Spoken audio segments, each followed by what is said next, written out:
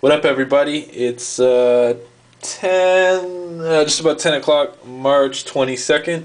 It's Kinetic tuning in. Just thought I'd do a little tutorial video. Forgive my shoddy camera work here.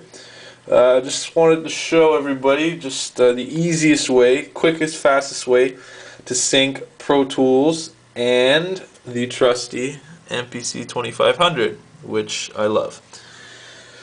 Alright, so first we're going to start out with the setup inside the MPC. So basically, pretty simple. You're going to go to mode, hit mode, you go to MIDI sync. And as you can see, I'm going to pan up to the screen. It says sync in slave to MIDI timecode and receive MIDI machine control are both on. So basically what this means is on channel 2, or the MIDI input 2 I should say, excuse me, MIDI input 2, which is right here.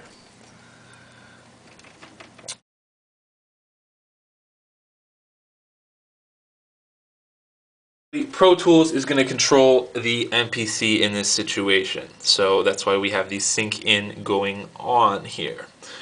Alright, so I'm just going to play this little sequence. I did this in literally 3 seconds, so don't judge me. As you can see, it's going to go. I have 2 bars blank, which you should always do. This is just a 2-bar sequence, as you can hear. And as you can watch, the numbers click off. And it loops back. So just 2 bars, and it's at 72 BPM, as you can see right there.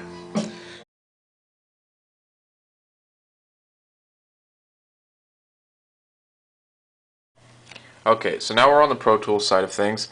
I'm just going to show you quickly the way I've set things up so this all works smoothly. First thing you want to do, forgive my shaky camera work, is go to Setup, and you're going to go to MIDI Studio Setup. As you can see, I have my device already created. So I'm going to show you off of that what I've done. If you want to create a new device, you can simply hit the create button there.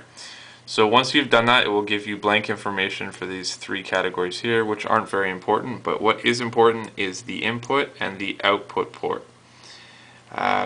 Most importantly, if you're looking to go out of the Pro Tools interface to the in, as I've explained, the in of the MPC, then you need to make sure that you have the right port out of your device. In my case, I have 2 MIDI out ports from my Digio 2. So I'm going out of the first one. So I've selected port 1. If you only have 1 MIDI out, then there's only going to be 1 that shows up. So I've selected that. And I've also chosen the port 1 for the input port, just to be safe. So once you've done that and you've selected that, you've named it whatever you've liked, you can exit out of this window. And then we're going to go back to Setup, and we're going to go to Peripherals tab. Peripherals menu, and then we're going to first go to the synchronization tab, and you have 2 drop down areas, MPC reader port and MPC generator port. First thing you want to do is go to the MPC reader and select any.